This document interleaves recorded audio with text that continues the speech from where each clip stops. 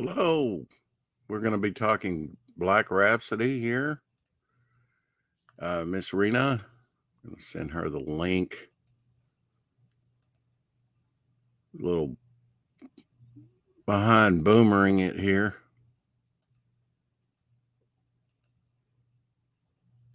Having to figure out exactly what I'm doing.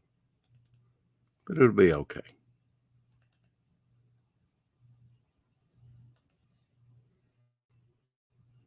Today I'm going to show you some production artwork as well after our interview. Missrena was on Apex Comics Saturday at midnight, on a regular Saturday at midnight show. All right, let's see. That's what I want right there. And I can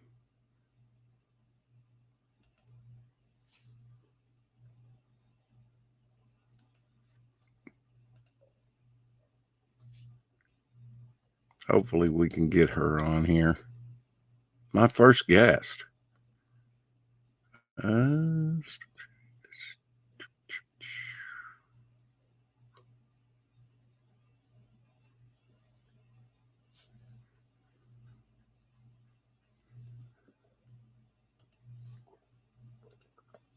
We'll get it going here in a second.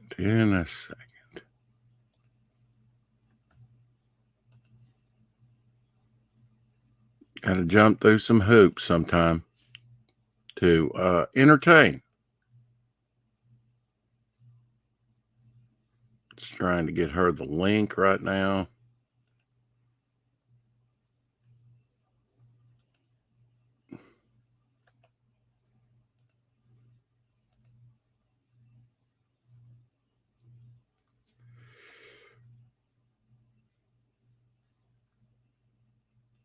I think that's got it. I think that has it. Got it, has it. There's Missrena. Hey, Missrena. Whoop. Oh, that's not her. Hey, Apex. You want to come on here and tell me what I'm doing wrong?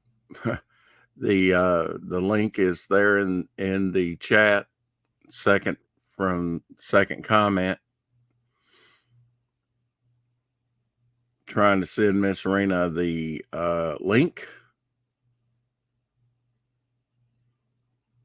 Hey, good stuff.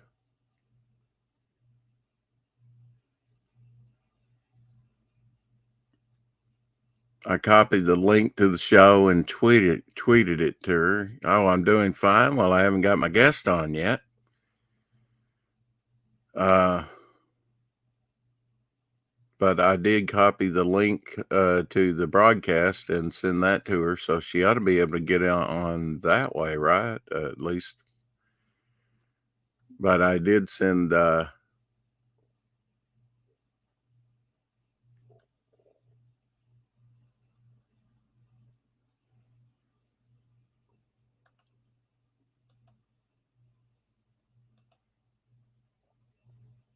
anyway, here it is in the script in the chat. I don't care if we have more than one person on. So the link is in the chat.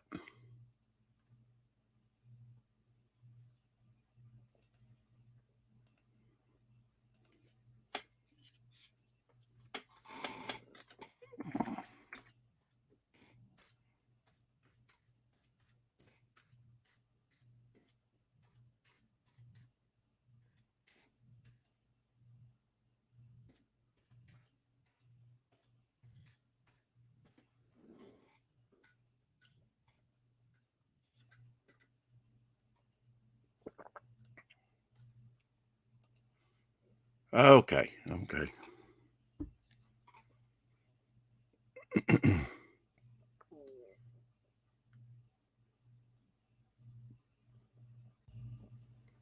Here she is. Hey, Miss Hi. Reed. Hi. I was confused for a second because I didn't know where you sent the link. I'm confused every day. Did you go on the link through Twitter or just in the Yeah, chat? Okay, so I did get it to you. Okay. Yeah, I was confused. The first time. So we have Mr. Good Stuff here. Hello. At the bottom of your Hi. StreamYard. Yeah, invite button. Thank you for that. And we also have Apex Comics, which you were on with him Saturday at midnight, weren't you? Yeah. As well as myself. Yeah. So sorry about the confusion. Welcome to the 4 o'clock Shadow Show, Miss Rena. Thank you for having You've me been on. having a good day? Had a good weekend? Yes. Yeah. Uh, got your campaign right here. We can take a look at that here in a moment. But let's get to know you a little bit, shall we? Okay.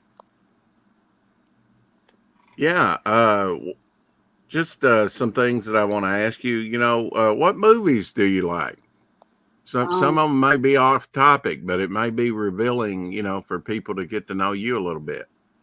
I tend to more fantasy oriented movies. To be Yeah. honest, Yeah. I especially love like those Japanese exploitation movies. Growing up, like Mm-hmm.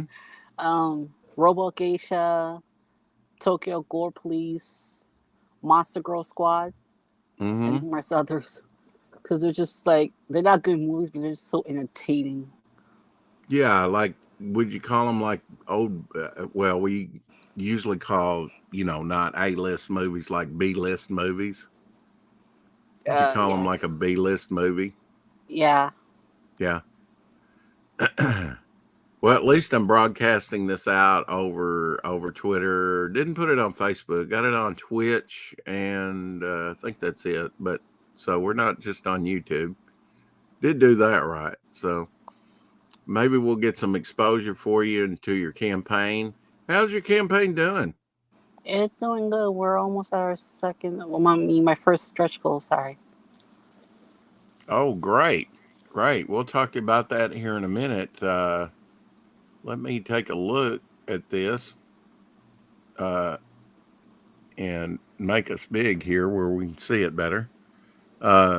Musical magic girls battle a Lovecraftian pop star and her evil cult for the fate of the world. Uh, One question I wanted to ask you was, what's your favorite color? Pink. Pink. Okay, so there's a little pink here in that and purple. And I think you said that this was the same character here. Is that correct? Yeah, they're the same character. Okay. And I may have to downsize here to and go on another.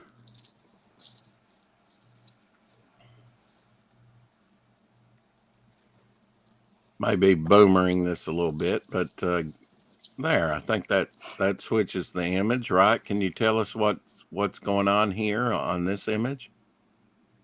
Yeah, Althea meeting the talent coordinator Daphne for the first time. Okay, so major player in the book is she? Yeah, she works for the main villain. Okay, so would you call her like a supporting character, I guess? Yeah. Yeah. I see you've got 151 backers. That's awesome. And I think you were like over 700 signups. Yeah. Yeah. Are you disappointed? I know you're not, but are you disappointed that that didn't translate into backers? I'm not gonna lie. I'm kind of a bit disappointed. But Yeah. I'm glad. I'm grateful for what I have. Oh yeah, yeah. Yeah, you launched on Michael Bancroft, didn't you? On his show. Hmm. How'd you get it down to Australia? What? That's, how did you get down Australia? How I get down to? I'm. I don't understand the question. You want me to? I didn't travel to Australia. I know you didn't. I know you didn't. I'm just joking. Uh, okay, explain this image, would you? This Those is are the main villains of this first arc. The wow. glamorous marionettes. I based them off of Bubblegum Pop and the Furies from Greek mythology. Mm-hmm. Yeah. So from Yeah, left to right is Alcito, Megra, and Tiffany. they're pretty intense. Can you tell us a little bit about them, like their powers? They can shift to from a human form to a demon form if the need arises. Uh-huh. They usually are they kind of act like a bit of like wild animals in their demon forms. They do look vicious, so they're shapeshifters. Yeah. Yeah. Are their powers magic based? I have to ask. Uh, no, that's just their biology. Okay. So you're almost to your first stretch goal. And what is your first stretch goal? I guess we'll go down here to the bottom and see. It's a variant cover and a not safe for work print. Have I already passed it here? No, Oh, is if it the variant cover there? yeah. Okay, unlocked at 6,500. Okay. Uh yeah, we're pretty close to that, aren't we? Mm-hmm. Wow. Yeah, 6314 right now. I was thinking she's a musician, correct? Yeah. The And musicians might be putting a bit lightly. okay. Well, yeah, I was thinking, man, it would be awesome that if I can see a full thing of that guitar, maybe, that would make there's the guitar. Um, that would make an awesome little enameled pin to wear. People could wear that, which I know that you said that. You're going to keep this first campaign pretty simple. I'm just throwing these ideals out at you, for future campaigns, because I assume in the second one after this campaign that you'll have the guitar still, correct? Yeah. Yeah. So that would look awesome, even if people didn't know what it was, if they were just like a musician, uh, heavy metalist or all types of genre, really would love to have a little guitar with a skull on top of it. I bet that's just a little suggestion for me, about a future thing that you might consider doing. I like your logo. Who designed your logo? Black Rhapsody there. Someone by the name of Van Hoji, but he goes by Joey now. He recently rebranded and changed his name, entire Twitter Uh-huh. name. Uh-huh. Um But he's like a logo design artist as well as a VTuber streamer. mm. How long did it take you to put this campaign together, Miss Rena? It took me a couple of months. It was most likely trying to figure out pricing as well as what stuff that I wanted to get to sell on the campaign. Uh-huh. Ronaldo's in here. Hello, Ronaldo and Tree Goblin. And I know he's saying to me, and Shadowhawk talks. It's no longer Shadowhawk backs. Uh, yes. I, oh, sweet. You're getting close to launch yet, Apex, he says. Oh, Yeah, cool. he's going to launch. He's going to launch Film Bat here pretty soon. And he actually showed me a page he's working on now. Looks really good. Uh, there's a little information about what inspired him on there. Man, y'all been chatting up a storm, you two. I'm just seeing who's in here. Um, yeah, I mean, 2 months is seems Miss Arena seems very, very quick to put together your campaign. I mean, to get all this done. Maybe you misunderstood my question about, how long it took you to get the art from inception you writing it to actually getting it up? Surely it took more than 2 months.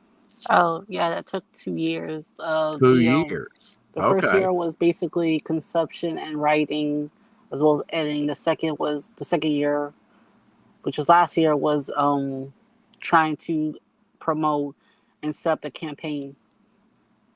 Hmm. Uh, yeah. I mean, were there any big surprises along the way for you? Yes. Was trying to. Yeah. um, yeah, I was trying to figure out what I wanted to do for the campaign because I kind of like shoot, uh, basically estimated my campaign because I wanted to add a bunch of stuff to it, like a Yeah. music album, but I couldn't due to the fact that Right. one, it's very difficult to procure a singer Right. for a music album, and two, I'm a first time campaigner, so I need to build up trust before I can Right. start to think about other stuff. Right. Exactly. Uh, how did you come up with the name Black Rhapsody? I came up with the name Black Rhapsody from taking black magic, which is what the goddess Hecate. That's her like spirit influences magic, Hmm. as Do well you as Rhapsody. What go ahead? Rhapsody come from like a musical element, so combining like black magic with like a Hmm. musical term or element. I came up with I came up with Black Rhapsody. It was something really cool. Have you studied like you mentioned Greek mythology? Have you studied that or like mythology? Uh, I and studied go ahead. I started doing research into like mythological figures, Hmm. and most of my research was me trying to come up with what genre would this figure embody.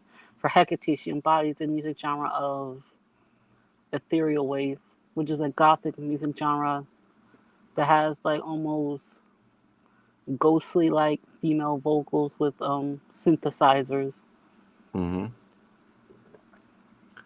Now, do you play any musical instruments? I know you've been asked that before, but Now I do not play any musical instruments. okay. So she's you the main character is kind of a pop star, isn't she? Well, Or I don't know if you'd call her a pop star, but you know what she's I mean. she's a musician, yes, but not a very good one. The main villain is a pop star. Okay. Okay. Um, so we have says here Black Rhapsody Part 1 is a black and white manga size 35 plus page comic book. Now, I probably have some manga in my collection, but what is manga size? Can you tell somebody that doesn't know what manga sized comic?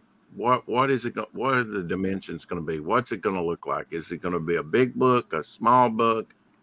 What Manga is size manga size? is smaller than the usual. It's 5 inches and 7.5. It's five. It's 5x 7.5 inches, so it's smaller than a regular comic. Hmm. So, like I like to call it kind of digest sized, somewhat, but I guess there's the dimensions probably of manga. Now, will this read though like a Western comic book? Will it read from left to right and not, or will it be in backwards order like some manga? It will read from left to right. It'll be in a Western style. Okay. How did you come up with the idea for the acrylic standee that you're going to do? I got the idea from Vinny Tartamella and others who were suggesting that they wanted to see a standee based on the cover, Hmm. like with one side being Aladia playing her guitar, the other side being Hecate with her staff. Hmm. Oh, so it's like reverse, right? You have two in one. One Yeah. image on one side and one image on the other. Yes. Oh, that's sweet. Yeah, that's very good. Your featured tier here is all in one plus acrylic standee for $50.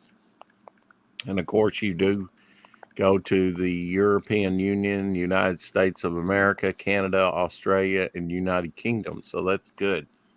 Um, and you've got 25 claimed there. That's excellent. Yeah. Uh, and then, of course, you offer a digital tier too. If somebody doesn't want to pay the high shipping to go international, then or just likes digital, you've got a digital PDF file that'll be, I guess, sent to them via email. Is that correct? Yes. Mm-hmm. For $10, and then just the book is $15. Are you signing any of these yourself? No. You're not. Do you have any? You probably don't, but I don't want to speak for you. Do you have any plans to sign any of them? No. No. Because I'm a new name. It doesn't make sense because I'm not an established name yet. Well, may not make sense to you, but actually, I've been asked for my autograph. So, there are people out there that if you put entertainment out there in front of you, they'll want to get your autograph. Um, Believe it or not, even if you're an unknown name. Uh, so, another little thing to think about. Um, a book with two prints plus poster, um, $25. Uh, And then, of course, the Get Drawn Ear. And you've had five very, very popular, already claimed five, and that's sold out. Was that sold out early Sunday morning when we were on it with Apex? I know we mentioned it. Was that sold out at that time, or is it since sold out? Yeah, it's since sold out. Wow. Okay. That's awesome. That's awesome. So your campaign is still moving along and trending pretty high. That's great. Uh, that's a mock up of just the how it would kind of look, correct? Or is it's going to be die cut, isn't it? Wait, You know what I can you? mean by die cut, like figure cut. Yeah. Hmm. I think you told me that it would be. Um, and then variant cover. We don't know what that's going to be or who the artist is going to be, right? Be Mhm. paired with another print. So you have additional artwork that you've had done already. Is that correct, or is it once you reach that goal, the artwork will be done? Once I reach the goal, the artwork is already done. It just will be unlocked and available once we reach that goal. Okay, okay. You have if when you reach that goal, and I'm confident you will. Let's see what day you're on. You're on day 14. Now that's in the first 30 days, correct? Yes. Yeah, and then you'll probably go another 30 days after the completion of this 30. Yes. Okay. And of course, you can go in demand because you've reached your goal. Any spoilers there? I know it's early, but you think you'll go in demand for a little bit? Yeah. Yeah. How much of the book is completed at this Um, point?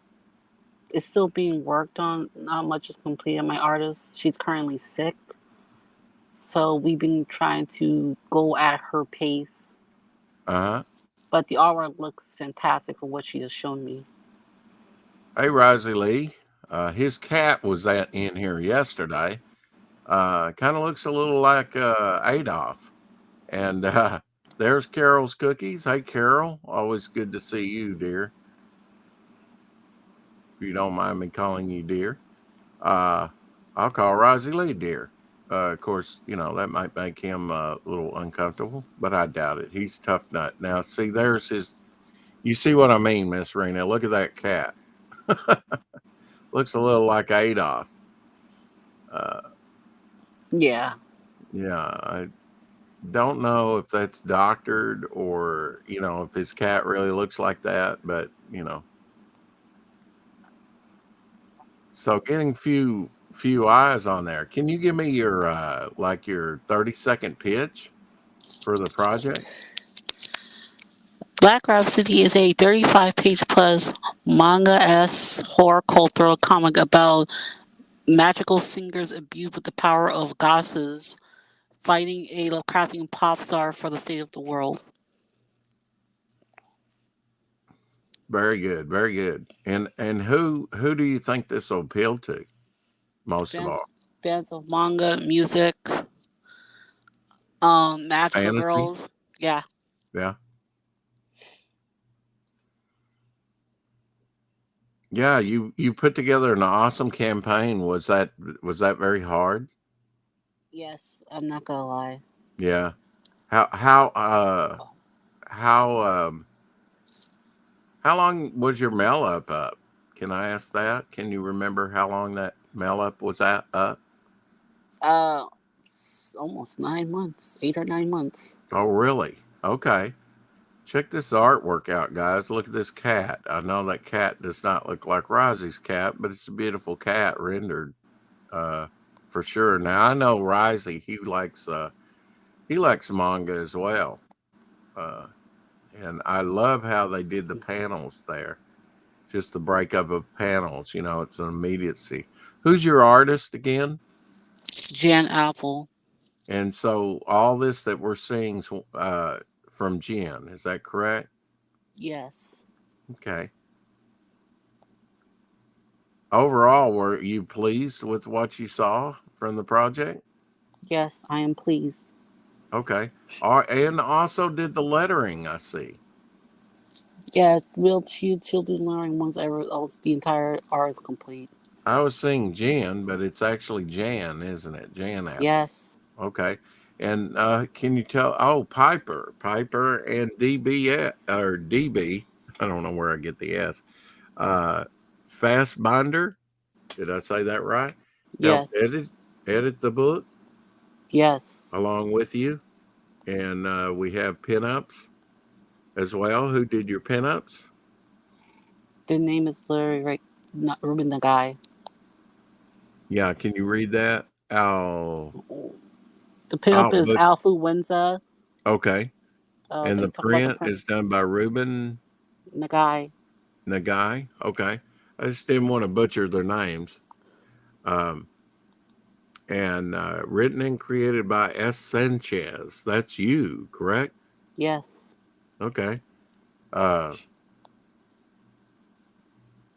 the music industry can be so cutthroat as religious worship falls out of favor among the younger generations. A new form of uh, reverence takes its place. Many young people now turn to pop stars and musicians for guidance and inspiration.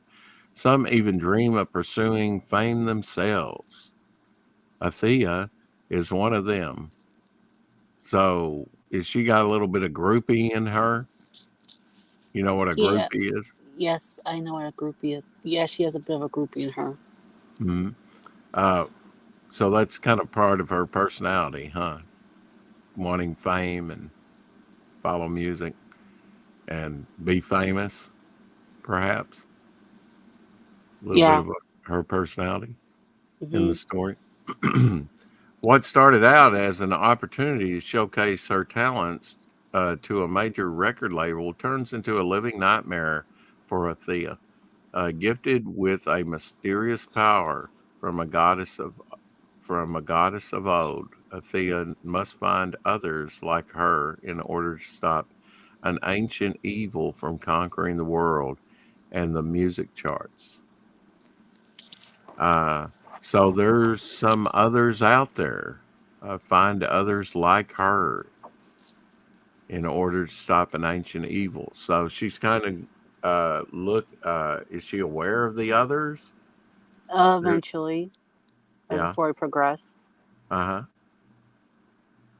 So this is the main character here. Is that correct? Yes. Mm-hmm. The protagonist of Black Rhapsody. Black Rhapsody.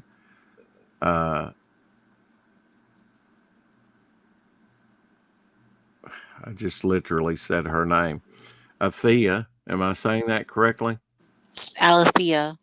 Alethea. Okay, so sorry for butchering that. Is a rebellious teen with a heart of gold, a girl whose mouth is quicker than her hands. Hmm. Alethea dreams of singing side by side with her favorite bands, but those dreams are dashed when her audition goes wrong. Now, Alethea is about to learn the age old lesson of why you should never anger a god. Hmm. So, dealing with some pretty heavy stuff. Can you tell us about this character here, Miss Yes, Red? this Dulcie Bella is the main antagonist of Black Rhapsody. She in her encounter with Alethea is what kicks off the story. I'm not gonna specify what happens between them. Mm-hmm. But Dulcie Bella is an ancient god turned pop star that wants to remain at the top of the music charts. Okay. Uh, and this model sheet, we kind of you kind of study fashion somewhat, don't you? You can say that, A little bit. but I'm a Is that stickler a for character designs. yeah? Um, how old are these characters?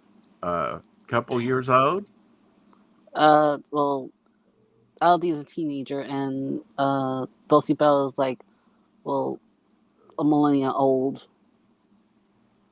Well, I mean, when did you create these characters? How long ago was that?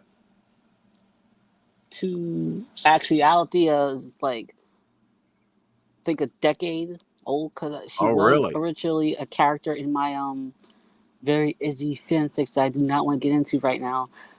Hmm. So, but I kind of repurposed her since then.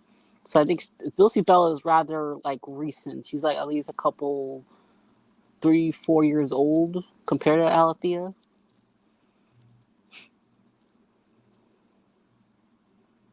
Yeah. Yeah. I mean, sometimes you just How have come? to, huh? I was gonna say, of course, Risey would say that. And we also have Belmont Press. Hey, Belmont. Yeah, it's nice to see that you're getting everything together to go to print very soon. So you must be, and Greg Levitte's here because Carol's saying hi to him. There we go. So good to see everybody in here for sure. Um, thank you for popping in and enjoying this. I hope you enjoy it. If you do, hit that like button. Yeah, the acrylic standee's really pretty neat ideal, I think. So here in the variant cover and the print, so you the first stretch go, which you're almost up to, is going to unlock a new cover and a print, correct? Yes. And then this is the existing poster, or is this What?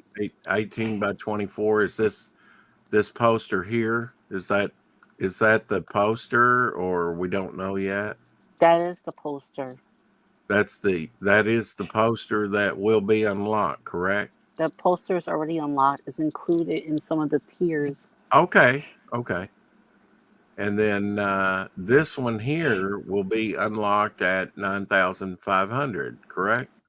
Yes. Yeah, I love the design of that. Really, it's really neat.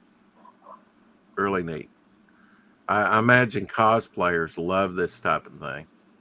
Have you been on Yes. Red Valkyries yet? Has she I done one of I your was characters? just on Red Valkyries literally on Saturday. Okay, awesome. How was it to see a character cosplayed by her? It was really cool. Was it the main character she did? Yeah, she did Alethea. I know I know that she does. I know Good Stuff will like these images. He looks beautiful women. He does. Yeah, and I imagine Rising does too. I like the style, I really do. Uh,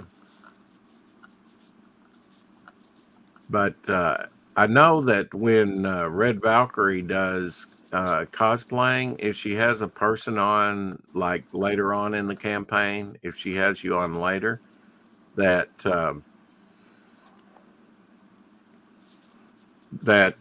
she will do another character from your book, so you can actually see her cosplay couple of times, a couple of characters.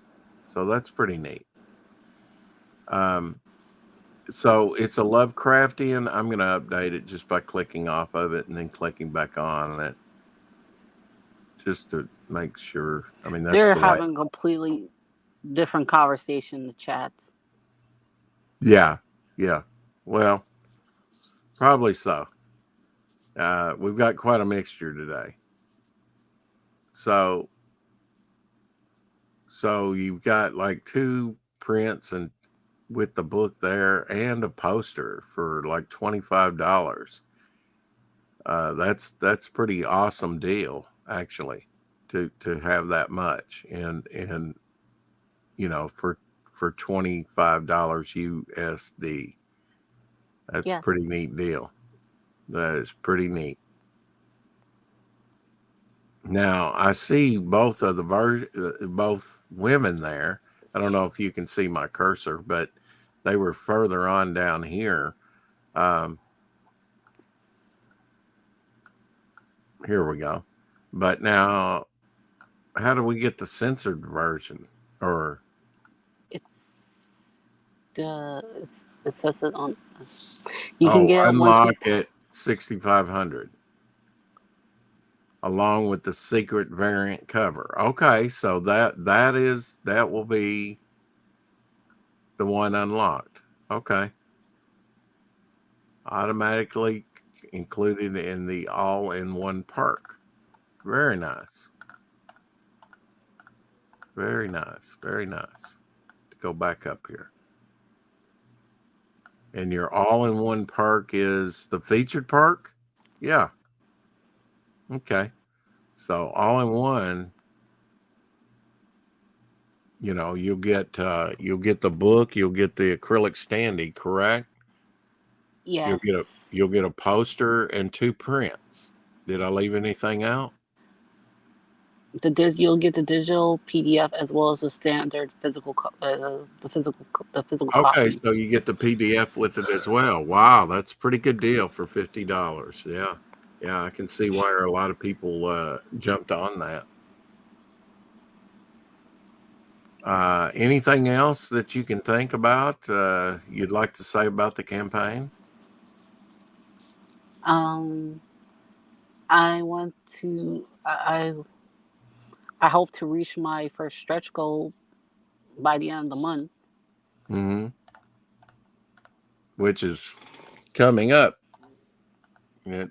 pretty quickly. This the 23rd, so I am assuming there's 31 days. So yeah, I think you can do that. I think you can do that. So you're in New York, correct? Yes, New York's a busy place. Are you like in a city, or are you like? I know there's some rural areas in New York as well. I'm in the city.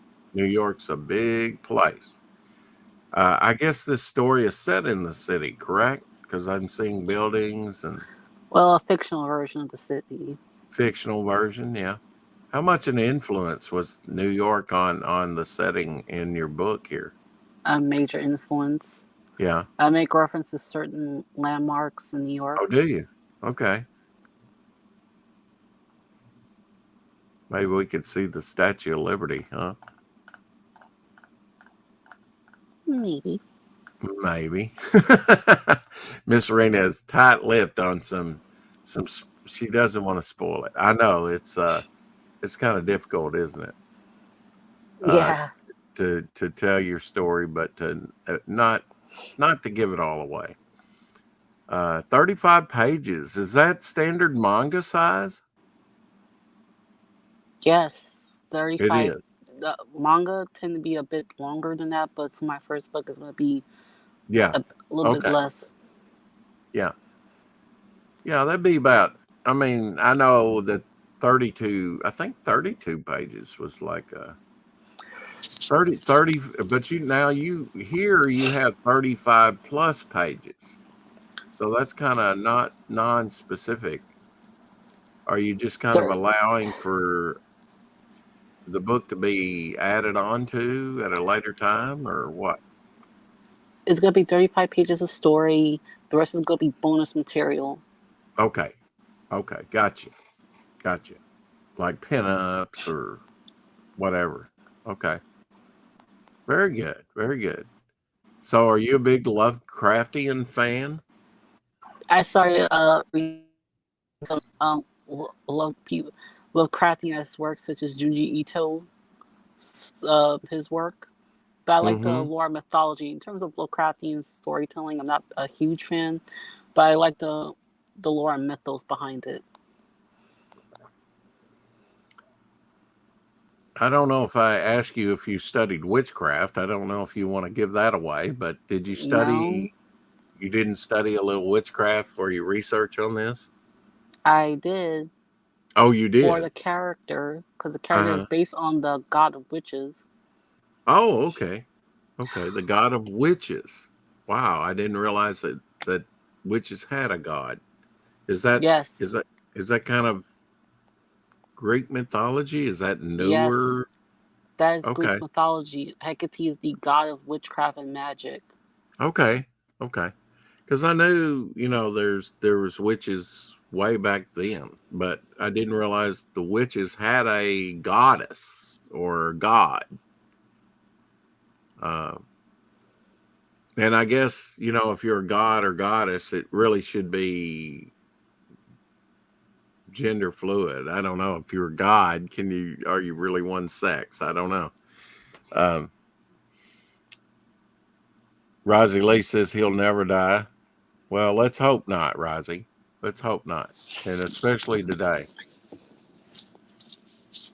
Well, I want to thank you, Miss Rena, for coming on and sharing your project with us today. I hope you know, uh, added some questions that perhaps that other people haven't asked you because I know you're making the rounds right now and hopping on other shows and showing your project off. And I know you're active in the chat and come on certain shows.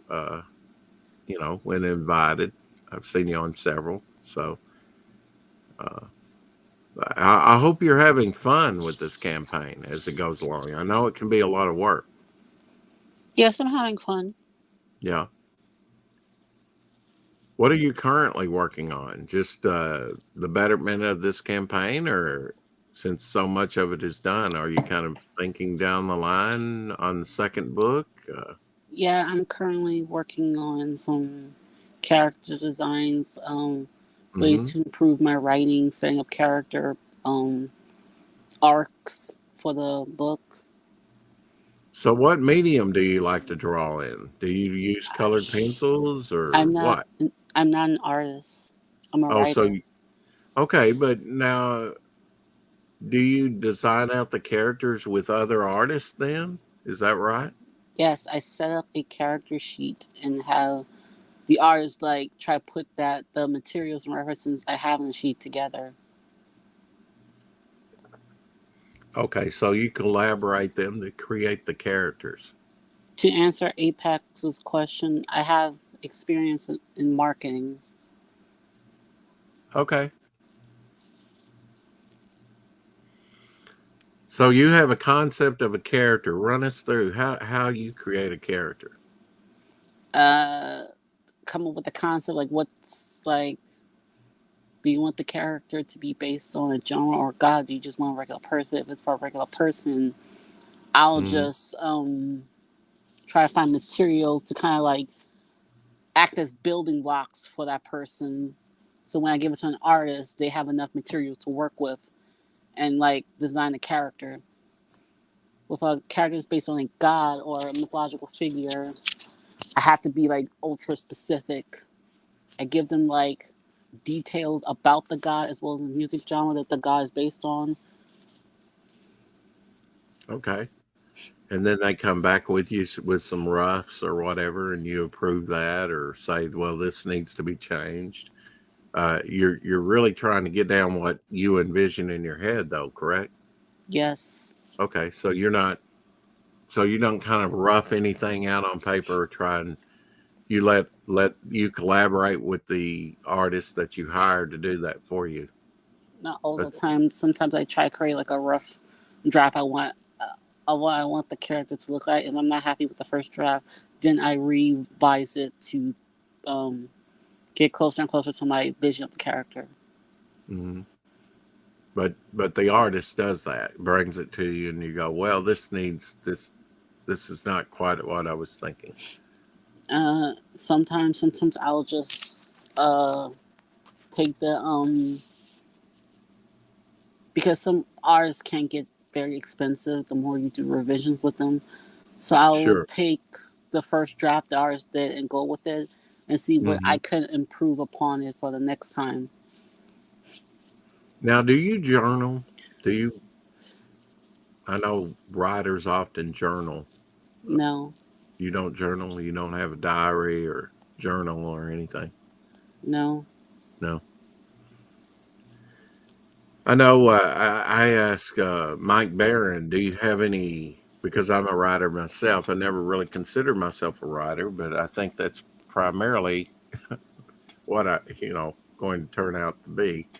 Although I like to rough in and do thumbnails when creating and pacing out the story, and then of course, work to the strengths of the artist. And they're always, that's for me. I always want to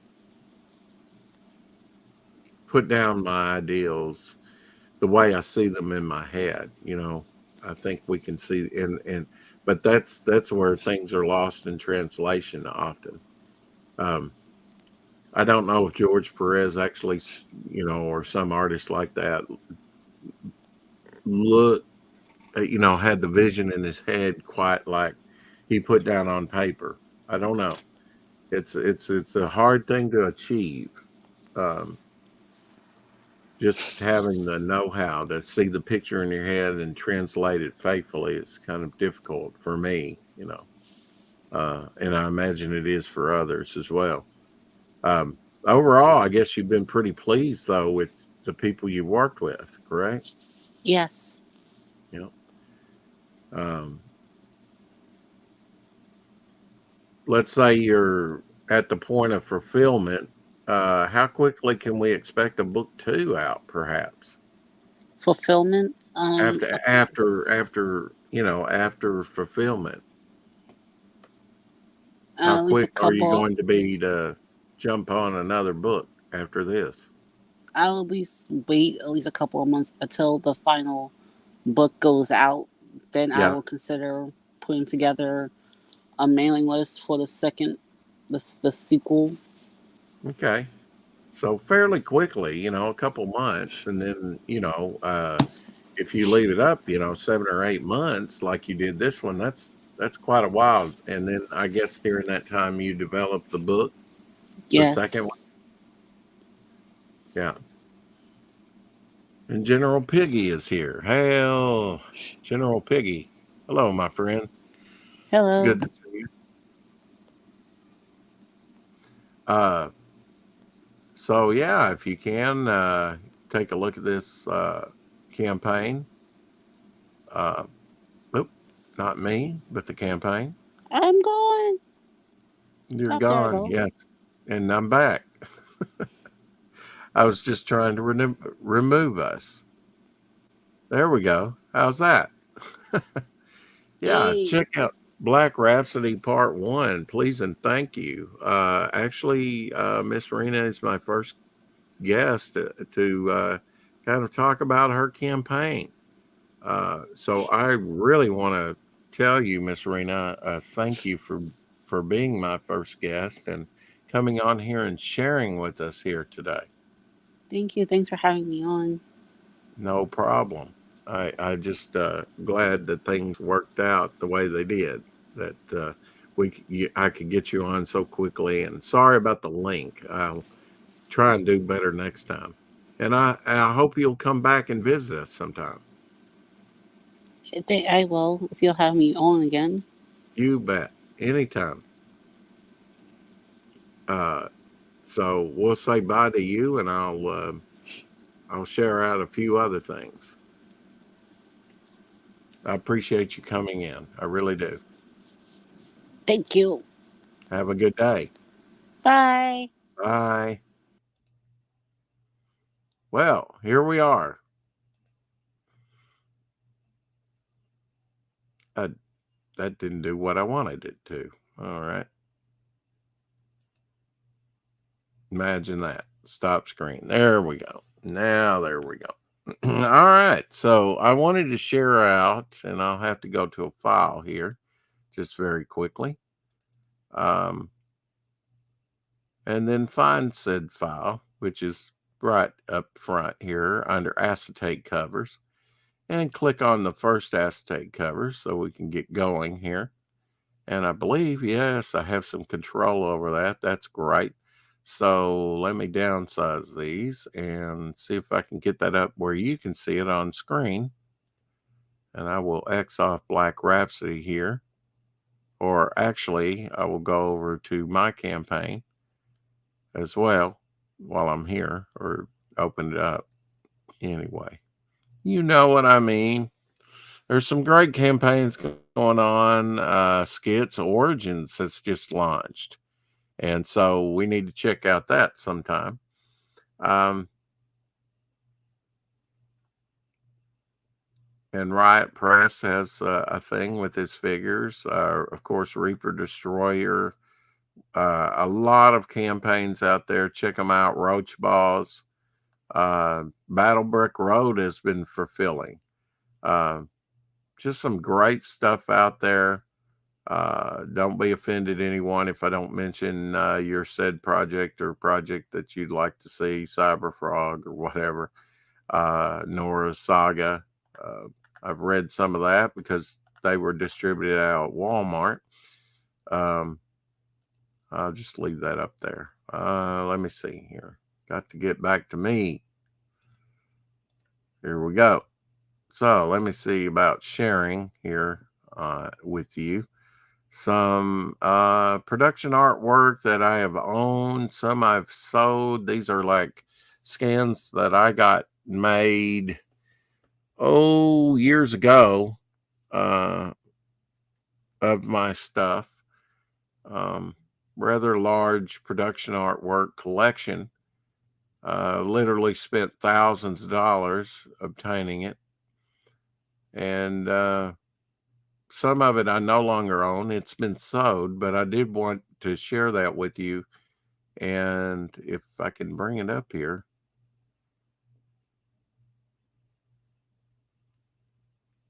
I'm not seeing an option here. Let's cancel that. Let me see. Hopefully I can be on a separate plane and do it. Do it. As they say in Star Wars, do it. The evil emperor. I don't know. I'll try that again. I hope I can.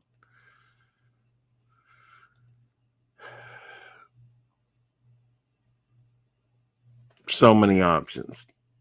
Devil Flyer Momentum. Let's see. Black Rhapsody. Those are okay. That's Twitter. We're sharing out to Twitter and Twitch today. So that's new. But to select something out of a file.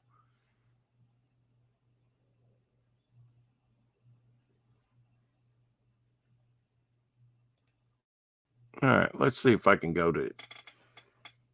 Well, maybe I can't. Anyway, thank you, Apex. Great interview. Appreciate that. T-Rex, you need to go ahead and turn that alien head back around. Don't ask questions. Just say as you wish and turn it. Okay. Right now, I have to get to it to do it.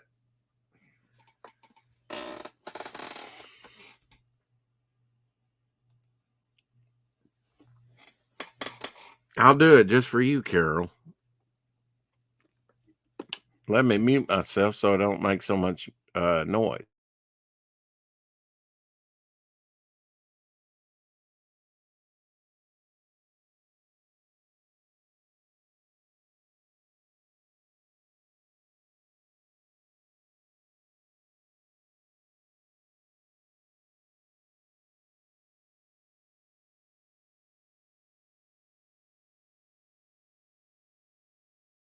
Don't hate me, Carol. I can't do it. I can't get back there. That's just too much in between me and it.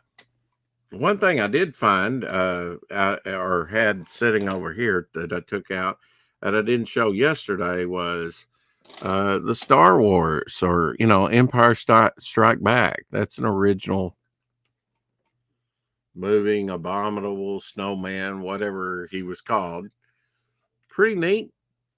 Pretty neat. I didn't have this. This was a collection that I received. So some of the Star Wars stuff, like the X-Wing fighter I showed yesterday, and this guy was not part of my childhood, although I had a Boba Fett figure when I was younger and had some of the other figures. I may still have those around. I don't know. This one here has a perfect example of a melt spot on his shoulder. I hope you can see this. This is what happened. Oh, it's important. Well, Carol says it's important. I turn that around. Okay, but you have to do it before you turn the camera back on when you're on another panel or before you stream again. I will do so, Carol. And she appreciates it. She's a very appreciative person, indeed. Oh yeah, snow creature. Yeah, nobody knows his name. He's so no. You can wait. Thank you. Well, anything for you, Carol. I don't mind too. But yeah, I left it behind looking the other way just because it disturbed you the other day. If I'd known you wanted me to turn it back, I would have turned it back by now. She says you don't have to do it right this second, but it needs to be done. Okay. I shall do that just for you. Yeah, a melt spot happens when you have a chemical reaction like a rubber ball or something like that touching the plastic. And he's in pretty good shape. He's a little yellowed where I think he's been glued together. Of course, this is an old toy from the early 80s. But unfortunate he got it on here, but that could be a little snow, right? We have to use our imagination. It does hurt the value of it, but I have I'm probably not going to sell him anyway. But I hope you can see here on his shoulder, he has a couple melt spots there together. I think you can see that little shadow line and everything. That's like little indentations. That's what happens when you get the wrong object like this. If it was a rubber ball up against that in a couple places. So that's not good. That's not good. That happens to Pez as well, any plastic object. Man, I was hoping to be able to share those acetates today. But Pale Rider, hey, there's Pale Rider. Pale Rider drinks. I had the big boba with the launch. Yeah, launch rocket there on his back before our house burned down when I was a kid. Now, was that if it actually launched? I think that was the one that was worth about $1,500 or something. Correct? I think that was a hazard for kids, so they made it where it wouldn't launch. Mine would never launch, and the one that was launchable whereas like some of the first ones that came out, there wasn't very many of those that made it out, and then they changed the design, I think. I had some other things in the bag. It was primarily Star Wars stuff. I thought I could show those acetates, and I will still try and work on that. I just clicked off, X'd off, but you have to end the broadcast. Actually, at the end of there for a few minutes, it just goes dark, and then I come on a second and go, ha! And then it goes dark again. But finally, I had to get back in there on the broadcast and in the broadcast, or it would have kept going. Plastic's probably not a good thing to collect, really. Well, maybe not with the, petroleum going up. I showed this yesterday, but I really didn't take it out. This person had them labeled and in baggies, so that's a good way to do. These were his childhood toys. So much of the stuff are thrown away by mothers, after a time. So many horror stories I've heard. Yeah, this is a mobile missile cannon, and I never had seen this. This has a dome that fits on it. And I've never really messed with this since I've had it. Okay. I think it might go on like this. I don't know. What do I know? Oh, that lifts up too. So that's pretty cool. Lifting up. I've never really examined this stuff. And you may have glued it down because it looks like shiny glue there around the edge there, but the dome there, and you have these move, the little cannons. So it's like a little mini tank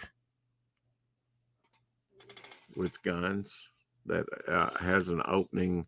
I guess like you could put that down over the character's head and he could see out of the dome, or you could open it up and you have the control panel there, which is just a sticker and label that I think when you got these vehicles, you assembled yourself. This is from 1981, made in Hong Kong, Lucasfilm Limited, of course.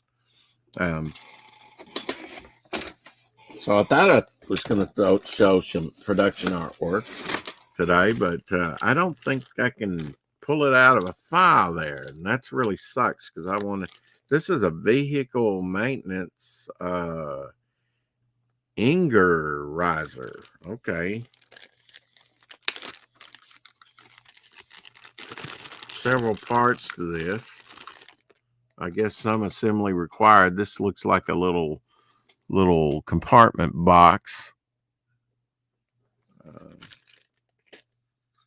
This guy had quite a collection.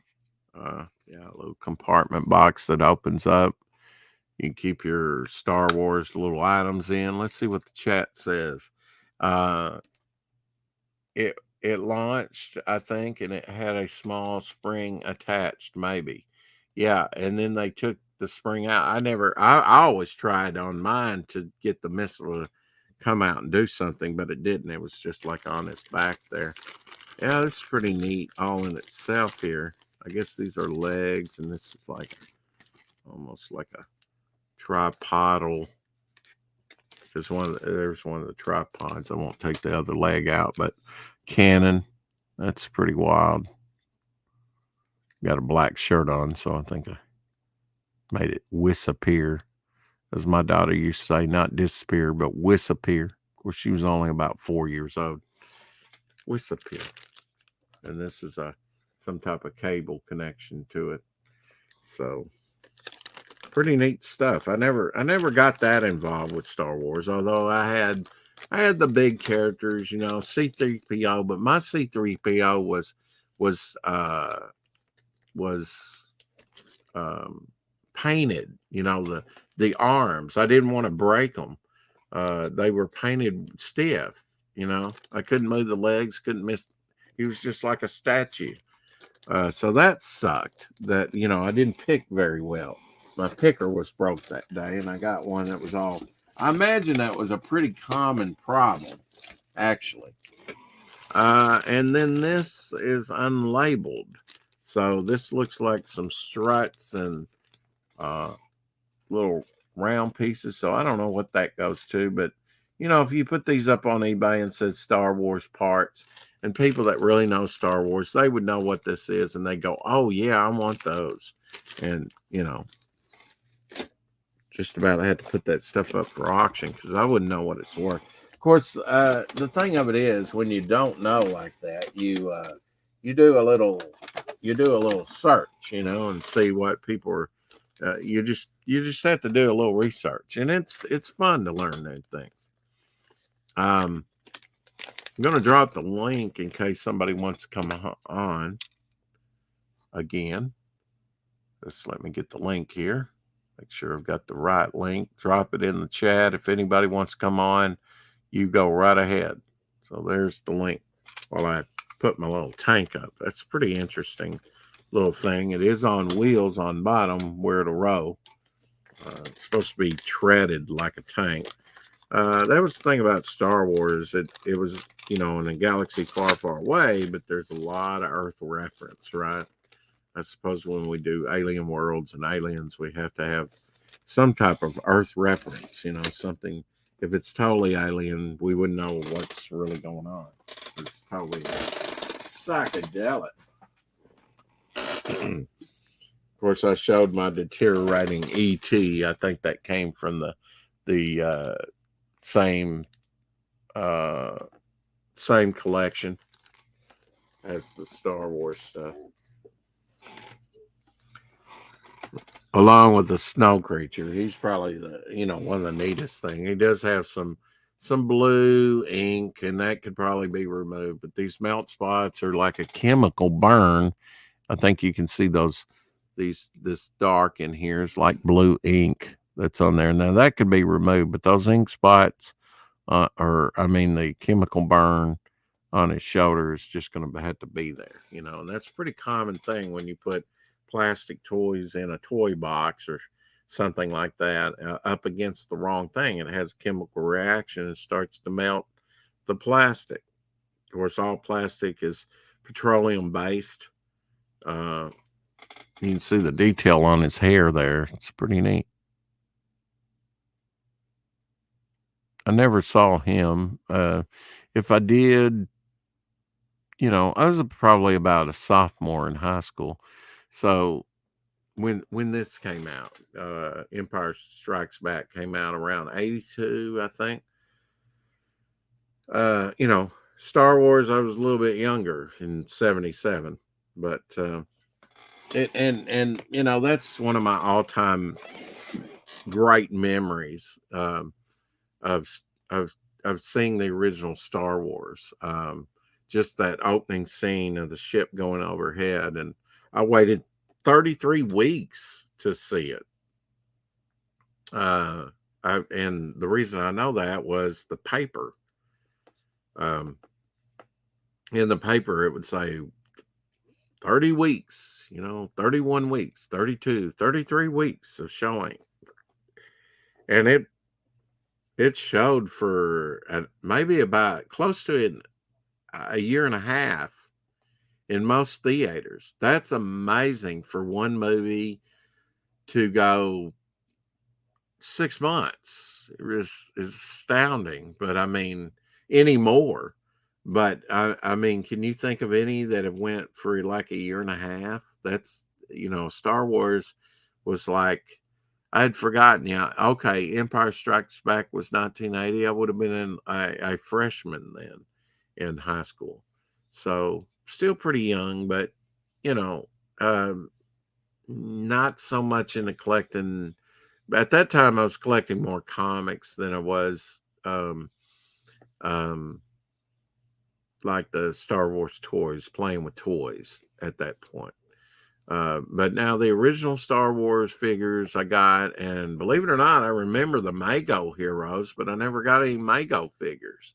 And those were pretty, I always thought they were pretty neat, but then they're expensive. And I guess my big thing, I guess, that I liked was G.I. Joe and loved the painted box artwork. Apex says Empire Strikes Back held over for 35 weeks. Yeah, in Star Wars, I mean, I saw it for on the 33rd week, but that's nothing, because it lasted a lot longer than that in the theater. It just took me 33 weeks to a year and a half is right. Okay. I knew it was a long time. I mean, when the Millennium Falcon streaked and went into hyperspace, everybody went, ooh, because we'd not seen that before. That was something different. I know by the time the droids made it down to the desert planet, I was confused, you know. Now, I love the space stuff, you know, and Darth Vader coming on the scene and capturing Princess Leia, but for some, I just childhood memories. We sit all the way to the back. The place was, we had to wait in line. I know there was a lot of kids that said, oh, really? I've seen it 6 times. I've seen it 9 times. I've seen it 4 times. They couldn't believe how many times you've seen it. 1. I hadn't seen it yet. Oh, really? Couldn't believe I hadn't seen it yet. I've still got a friend, my good friend Elsie. He's not seen Star Wars all the way through, or so he says. And I'm like, who hasn't seen Star Wars? Come on. It's only the biggest movie to come out ever, maybe. I mean, longevity. Playing in the theaters. Excuse me. I mean, a year and a half in the theaters, that's unheard of. I know when The Passion of Christ came out, it showed for several months and was a big, big thing, and I think was instrumental in getting people coming back to the movies. But, when it comes to Star Wars, I mean, just throw out the record book, because a year and a half in the theaters, and there was other good movies come along the same time. I remember Close Encounters of the Third Kind. Now, I wasn't interested in seeing that, and even when I watch it today, it's like, yeah, I don't know what the big deal was, but Star Wars really helped that movie. But there were other good movies come and go. Well, Star Wars remained. People were just seeing it again and again and again. They couldn't get enough of it. And that's kind of like the first James Bond movie when it first came out. That was a big thing. When Sean Connery did Dr. No. But I mean, if we had that today, wow, can you imagine Star Wars a year and a half in the theaters? People just wanting to see it again and again and again. Of course, nowadays that won't happen. Why?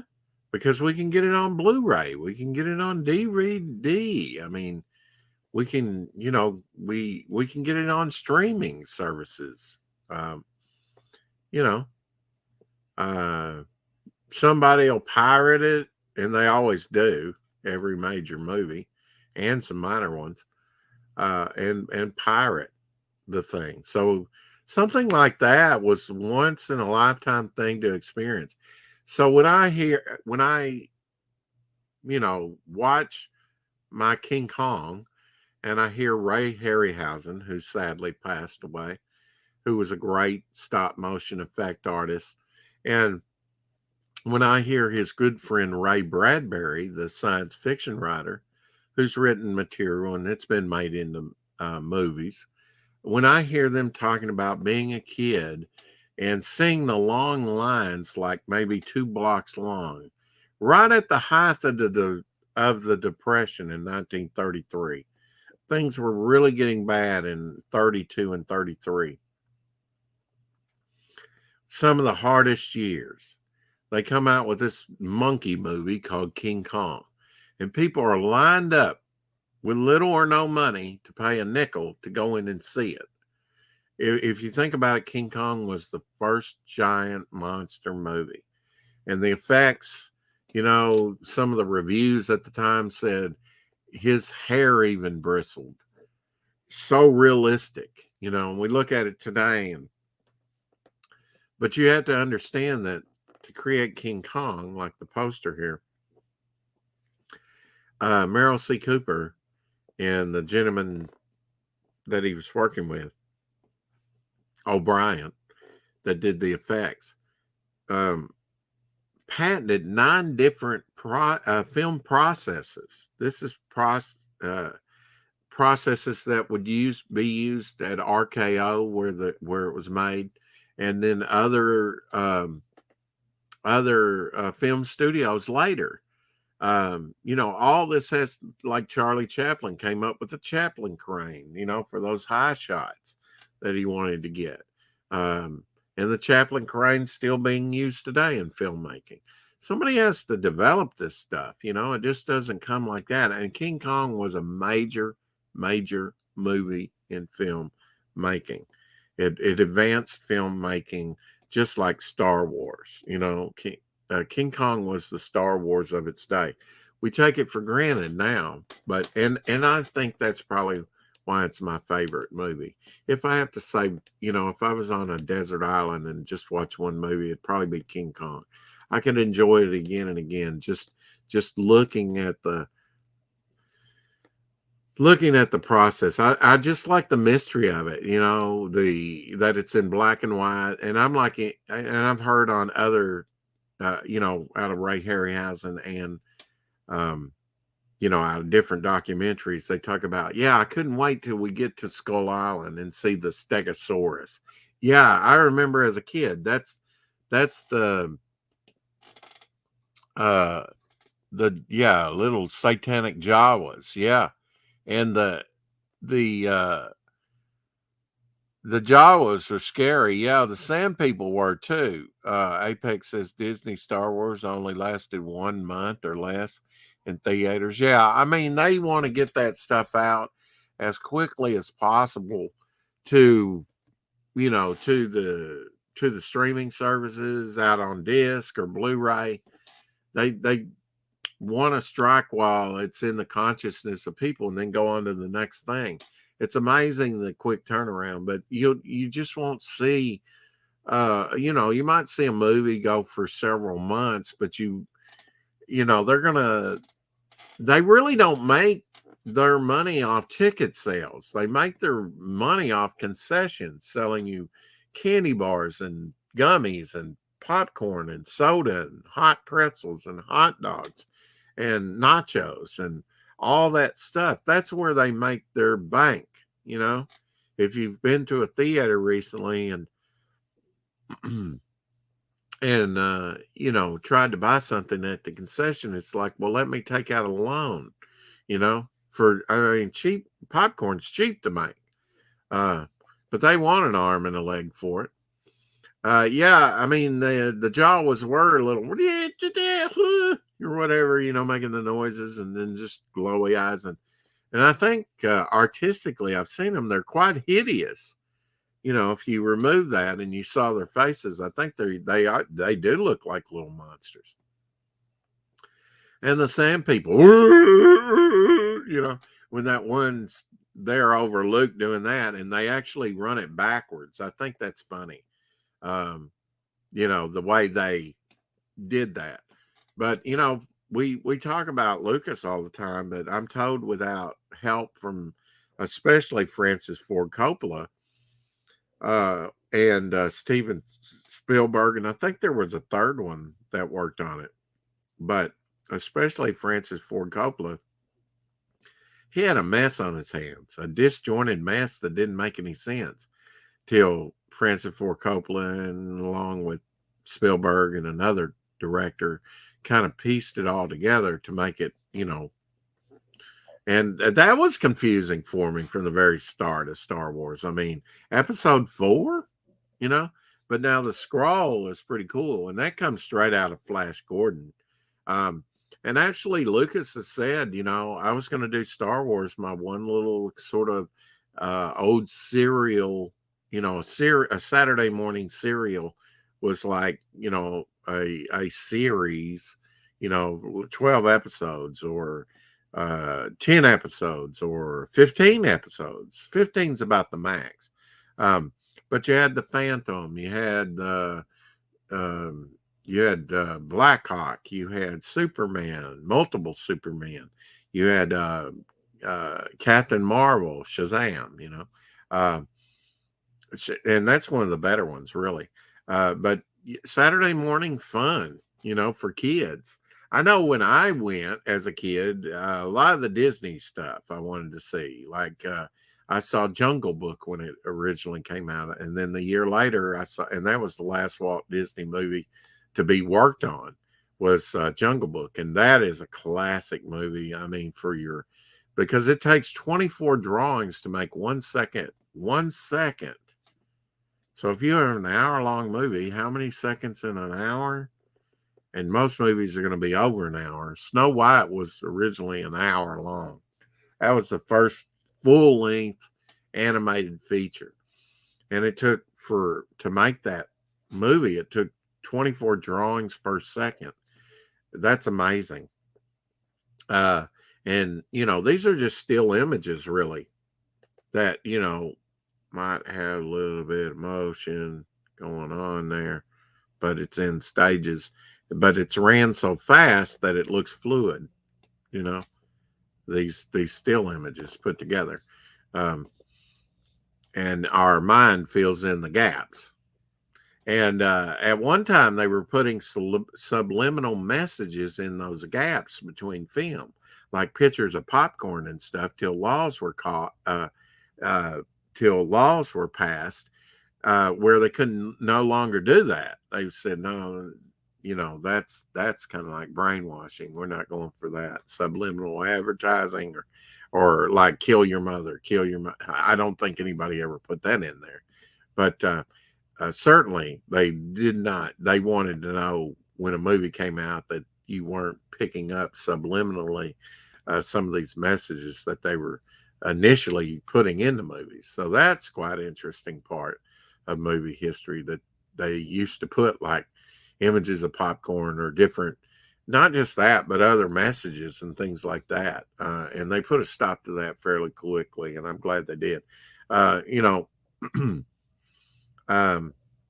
You look at the Disney movies are the styles are quite different. Dumbo is done more, not as complete looking as some of them, but it's the style of it. It's like a watercolor. It's more sketchy. Uh, and I would say Jungle Book's more complete. What I consider Disney. It was the last project, like I said, that Walt Disney worked on when he was uh, still alive. It was released a year after he died, and the people that worked with him, the big seven animators that animated that, and they did it in sections. Like there was a team of two that worked on the King Louis, the orangutan dance scene. And then they would take another portion. Okay, you're assigned the dance scene over here, and then you're assigned Baloo in the water, and certain animators would animate just chunks of it to get it done. And he had all seven of his main animators working on Jungle Book. And they, after, when Walt Disney died, they were in a panic. They didn't know if Disneyland and Disney World that was out by that time could survive without Walt Disney. But they went on to finish, some projects that they did. The next big one was the next year was Robin Hood. And plus, Walt Disney World was on TV. And he was kind of the spokesperson. It's like KFC without the Colonel, and certainly KFC has survived years after the Colonel's death. So Disney went on to be bigger and better. Of course, in the 70s, they almost went bankrupt. Of course, some people come in and saved their butt, and now they're they're it in entertainment. They bought the George Lucas Star Wars property. What else? Marvel property. Just big names. I didn't really realize that they had bought Lucasfilm out and the Star Wars stuff till they bought out Marvel. And then when that was kind of brought to my attention through them purchasing of Marvel, which Marvel, in the 90s almost went bankrupt. So, and I mean, you can license out Spider-Man, and that's worth millions right there. There's certain the Incredible Hulk, you can license him out to sell refrigerators. I don't know. There's just different. I mean, their strength is in their characters. They have so many IPs, and as I've been buying the DVDs and sets and things through the years, they'll do these documentaries and they'll go, "Oh yeah," Stan Lee will say, "We've got over 4,500 characters," and then they would release another one. Yeah, we've got 1,700 characters, or I mean, 7,000 characters, and then the next time it'll be 10,000.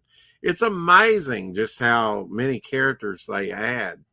It's almost like the Overstreet price guide.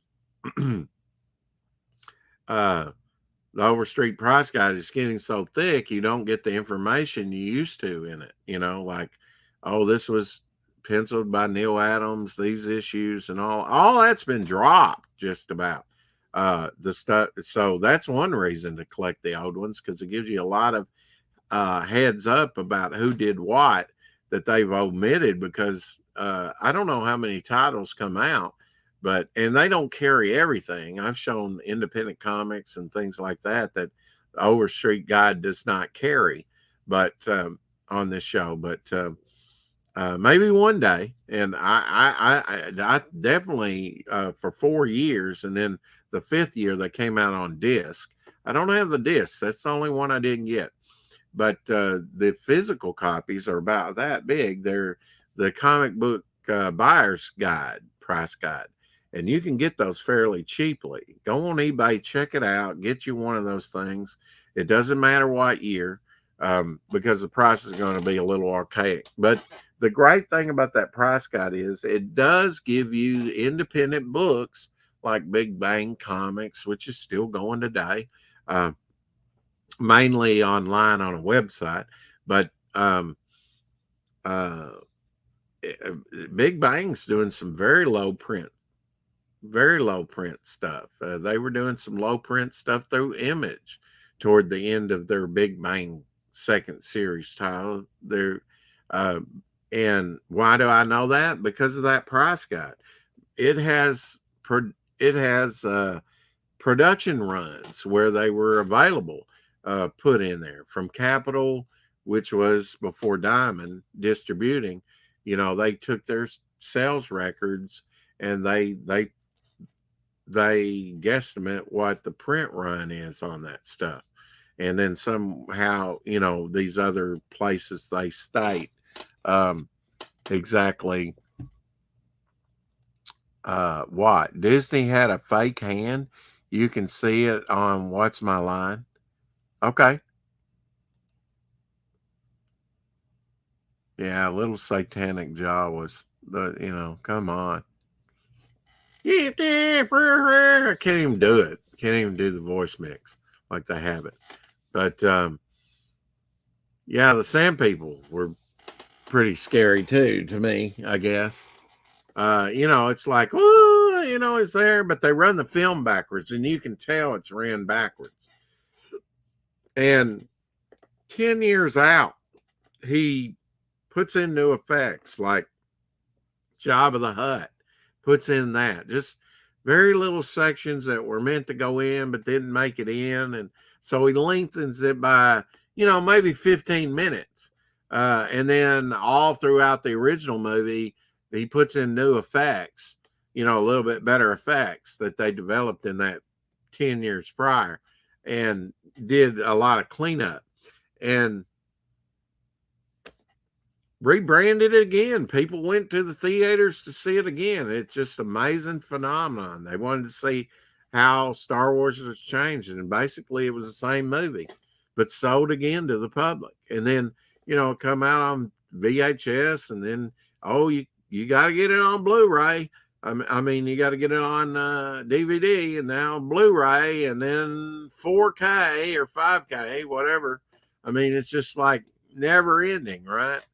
But I mean, Lucas really, created a whole franchise out of a movie that he was going to do a one and done. It's one and then done. I need to go take some photographs of, need to find them here. I think they're right under that stack there. Of some, I didn't get to do it the last couple of days. Should have already had it to him. Vic King was on Pop's channel yesterday.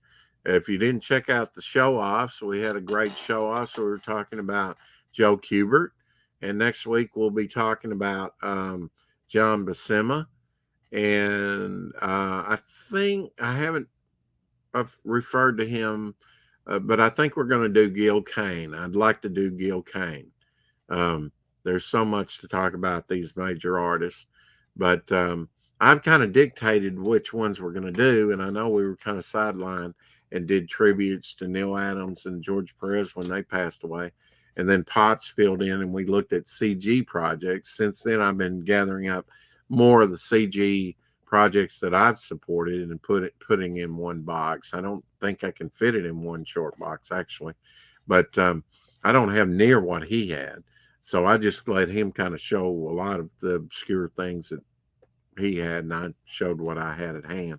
But yeah, I'm going to be ready for him next time to show some projects. I'm not ashamed of what. Actually, I'm pretty proud of the Indiegogo campaigns. I haven't backed anything on Kickstarter, and I've seen some great Kickstarter campaigns. I've had limited resources too, as we all do, but I plan to back some here pretty soon. Not working again tonight. The weather's fine outside. Might be a little cool. Can't be too cool, and it can't be too windy, and it can't be too hot. But usually working every day, and I would have been working about month and almost month and a half or so by now. But no work yet. Contract started last Monday, so still waiting to go out and do a little bit of work. Yeah, Gil Kane would be great. Yeah, I think he's the seminal Bronze Age cover artist. I really do, for Marvel. He did so many great Marvel covers, and he was right at the peak of his game, I think.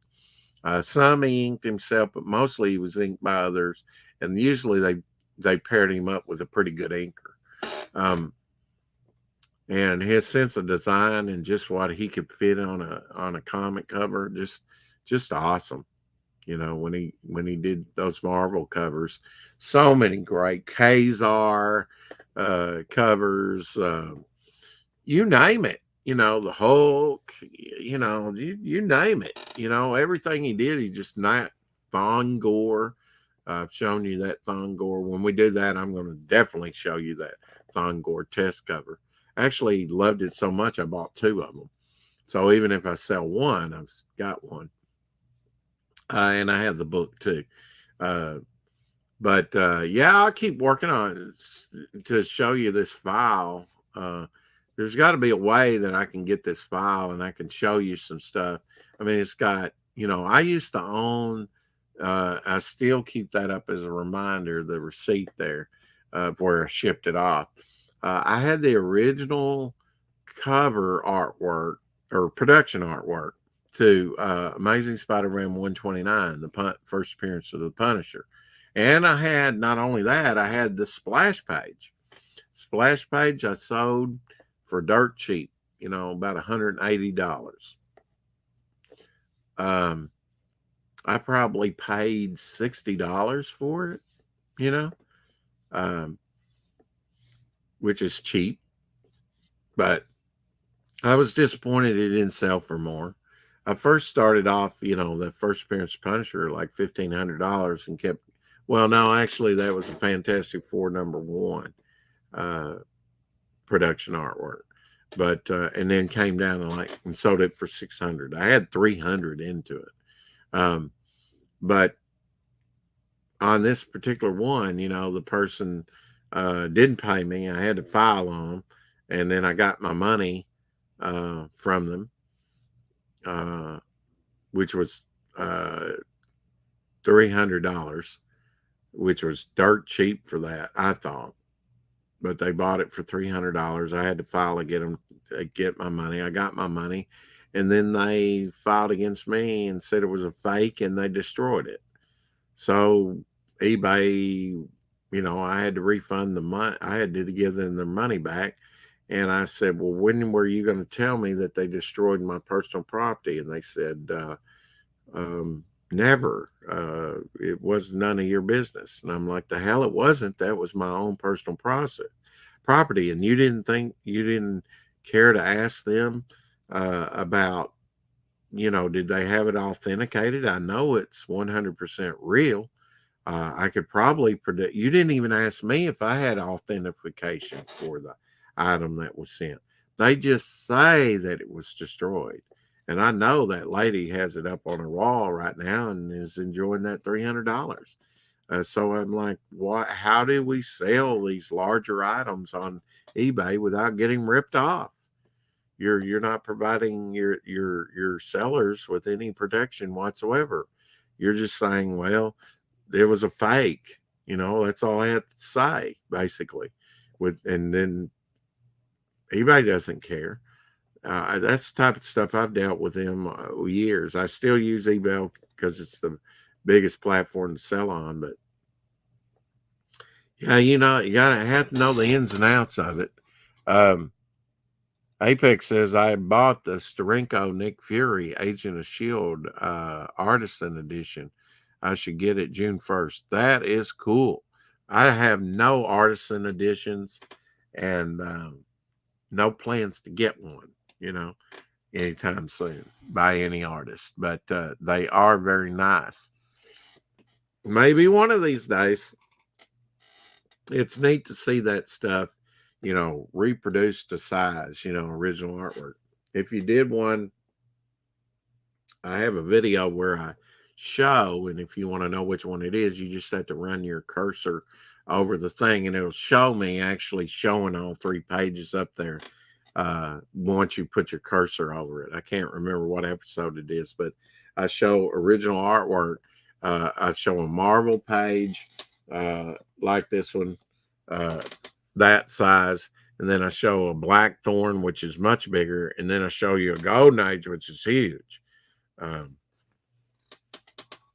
Just a little comparisons in size, because they used to work really big in the Golden Age.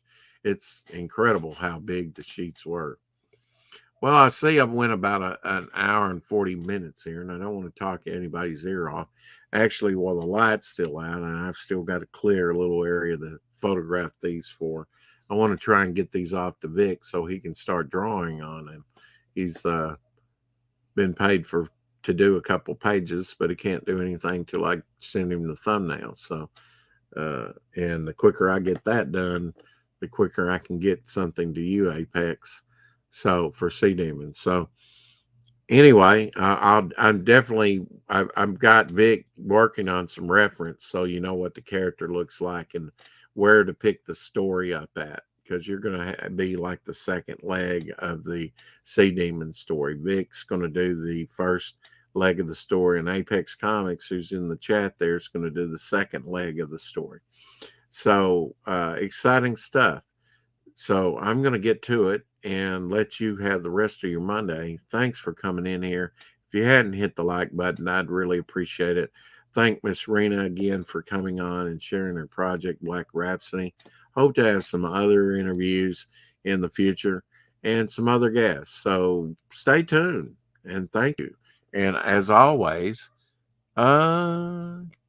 keep collecting. Bye for now. Bye.